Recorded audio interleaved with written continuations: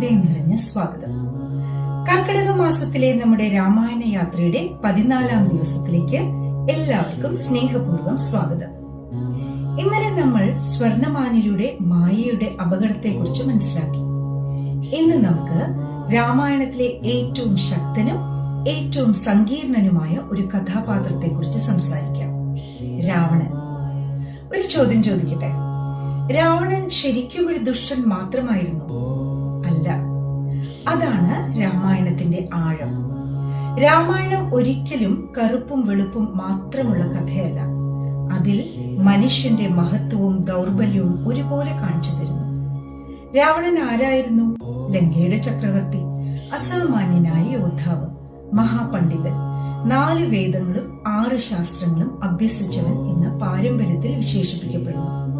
ശിവഭക്തൻ, വീണാവാദകൻ, രാഷ്ട്രീയജ്ഞൻ, അതിസമ്പന്നമായ ഒരു സാമ്രാജ്യത്തിന്റെ ഭരണാധികാരി. ഇത്രയും ഗുണങ്ങൾ ഉണ്ടായിട്ടും എന്തുകൊണ്ടാണ് അദ്ദേഹം ചരിത്രത്തിൽ പരാജിതനായി ഓർമ്മിക്കപ്പെടുന്നത്? ഉത്തരം ഒന്നേ ഒന്നാണ്: അഹങ്കാരം. അറിവ് മനുഷ്യനെ ഉയർത്തും, പക്ഷേ അഹങ്കാരം ആ അറിവിനെ പോലും നശിപ്പിക്കും. രാവണന്റെ ജീവിതത്തിൽ ഒരുപാട് പേർ നല്ല ഉപദേശങ്ങൾ നൽകി. മാരീചൻ പറഞ്ഞു രാമനോട് ഏറ്റുമുട്ടരുത്. വിഭീഷണൻ പറഞ്ഞു സീതയെ തിരികെ നൽകൂ. മണ്ഡോദരി പറഞ്ഞു ഈ വഴി നാശത്തിലേക്കാണ്. പക്ഷേ അഹങ്കാരമുള്ള മനസ്സ് ഉപദേശം കേൾക്കില്ല. ഇതാണ് രാവണന്റെ ഏറ്റവും വലിയ പരാജയം. ഇന്ന് നമ്മുടെ ജീവിതത്തിലും ഇത് സംഭവിക്കുന്നില്ലേ? നമ്മളെ സ്നേഹിക്കുന്നവർ ചിലപ്പോൾ തെറ്റ് ചൂണ്ടിക്കാണിക്കും. മാതാപിതാക്കൾ ഉപദേശിക്കും, സുഹൃത്തുക്കൾ മുന്നറിയിപ്പ് നൽകും.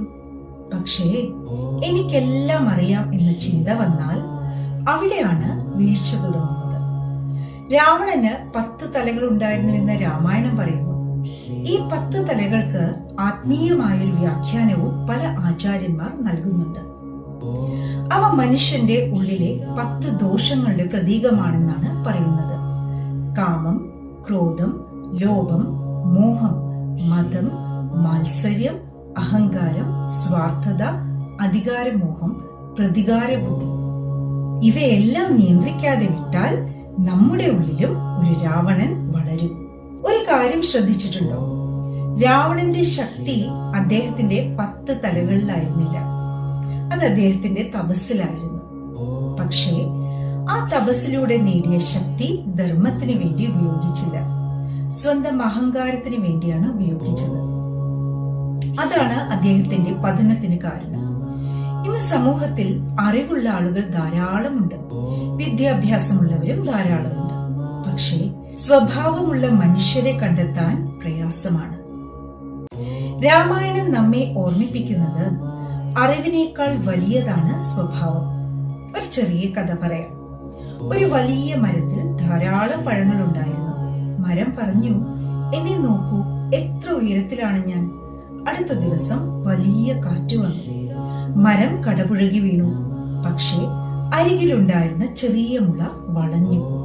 കാറ്റ് കഴിഞ്ഞപ്പോൾ വീണ്ടും നേരെ നിന്നു. എന്തുകൊണ്ട്? കാരണം അഹങ്കാരം ഒടിയും, വിനയം നിലനിൽക്കും. രാവണന്റെ ജീവിതം നമ്മെ വെറുക്കാൻ പഠിപ്പിക്കുന്നില്ല, പഠിക്കാൻ പഠിപ്പിക്കുകയാണ്. അദ്ദേഹത്തിന്റെ നല്ല ഗുണങ്ങൾ സ്വീകരിക്കാം, അറിവ് നേടാം, ഭക്തി വളർത്താം, ധൈര്യം വളർത്താം. പക്ഷേ അഹങ്കാരത്തെ ജീവിതത്തിൽ നിന്ന് മാറ്റി നിർത്തണം. ഇന്നൊരു നിമിഷം സ്വയം ചോദിക്കാം, ആരെങ്കിലും എന്റെ തെറ്റ് ചൂണ്ടിക്കാണിക്കുമ്പോൾ അത് ഞാൻ കേൾക്കാറുണ്ടോ, അല്ലെങ്കിൽ ഉടനെ ദേഷ്യപ്പെടാറുണ്ടോ? ഈ ചോദ്യത്തിനുള്ള ഉത്തരമാണ് നമ്മുടെ ഉള്ളിലെ രാമനാണോ വളരുന്നത് അതോ രാവണനാണോ എന്ന് തീരുമാനിക്കുന്നത്. ഇന്നത്തെ വീഡിയോ അവസാനിപ്പിക്കുന്നതിന് മുമ്പ് ഒരു ചെറിയ പ്രതിജ്ഞ എടുക്കാം. ഇന്നു മുതൽ ആരെങ്കിലും സ്നേഹത്തോടെ ഉപദേശിച്ചാൽ അത് കേൾക്കാൻ ഞാൻ തയ്യാറാകും. എന്റെ അറിവിനേക്കാൾ എന്റെ വിനയത്തെ വളർത്താൻ ഞാൻ ശ്രമിക്കും. കാരണം അഹങ്കാരം മനുഷ്യനെ ഉയരത്തിൽ നിന്ന് താഴേക്ക് വീഴ്ത്തും, വിനയം മനുഷ്യനെ താഴെ നിന്ന് ഉയരത്തിലേക്ക് ഉയർത്തും. നാളത്തെ വീഡിയോയിൽ നമുക്ക് രാമായണത്തിലെ ഏറ്റവും ഹൃദയസ്പർശിയായ ഒരു കഥാപാത്രത്തെ പരിചയപ്പെടാം, ജടായു. ഒരു പ്രായമായ പക്ഷി. എന്തുകൊണ്ടാണ് രാവണനെതിരെ ഒറ്റയ്ക്ക് പോരാടിയത്? ജീവൻ പോലും നഷ്ടപ്പെടുമെന്ന് അറിഞ്ഞിട്ടും അവൻ എന്തിന് ധർമ്മത്തിന് വേണ്ടി നിലകൊണ്ടു? ജഡായുവിന്റെ ജീവിതം ഇന്നത്തെ മനുഷ്യന് നൽകുന്ന സന്ദേശം എന്താണ്? അതാണ് നാളത്തെ വിഷയം. ഈ വീഡിയോ നിങ്ങൾക്ക് ഇഷ്ടമായെങ്കിൽ ലൈക്ക് ചെയ്യൂ, പാലാഴി ചാനൽ സബ്സ്ക്രൈബ് ചെയ്യൂ. ഈ രാമായണ യാത്ര നിങ്ങളുടെ കുടുംബാംഗങ്ങളുമായും സുഹൃത്തുക്കളുമായും പങ്കുവയ്ക്കൂ. ഈ കർക്കിടക മാസത്തിൽ നമ്മുടെ ജീവിതത്തിൽ നിന്ന് അഹങ്കാരം അകന്നു പോകട്ടെ.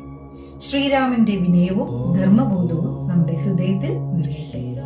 ജയ് ശ്രീരാം. നന്ദി.